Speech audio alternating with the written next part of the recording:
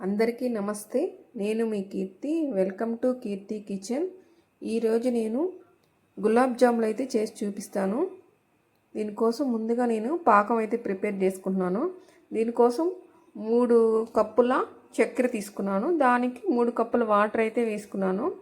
ఇప్పుడు కొంచెం సేపు దీన్ని పాకంలాగా వచ్చేవారుగా ఉడకబెట్టుకోవాలి. ఇప్పుడు 3 కప్పుల చక్కెర తీసుకున్నాను కాబట్టి 3 కప్పుల పిండిని తీసుకున్నాను. ఇదే అండి కొలత.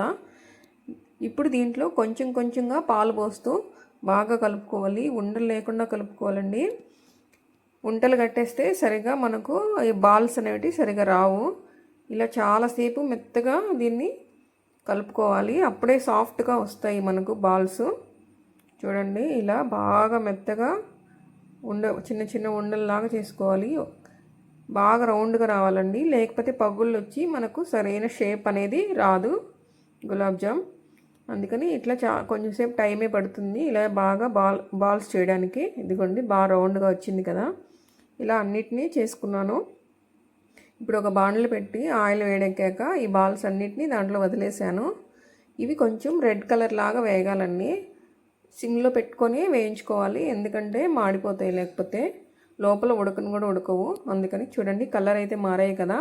ఇలా ఈ కలర్ వచ్చేంత వరకు ఉంచుకొని దించేసుకోవాలి. వీటన్నిటిని ఒక బౌల్లో తీసుకొని కొంచెం సేపు చల్లారనిచ్చుకోవాలి. ఇప్పుడు ఈ షుగర్ మనం తీసుకున్నాం కదండి, ఆ రసంలోకి ఈ పాకంలో వీటన్నిటిని వేసేసాను. ఇదిగోండి, కొంచెంసేపు నానిన తర్వాత మనం దీన్ని ఒక బౌల్లోకి సర్వ్ చేసుకోవాలి. అంతే అండి, ఎంతో సింపుల్గా టేస్టీగా ఉండే ఈ గులాబ్ జాములు అయితే రెడీ అయిపోయి. మీరు కూడా ట్రై చేయండి.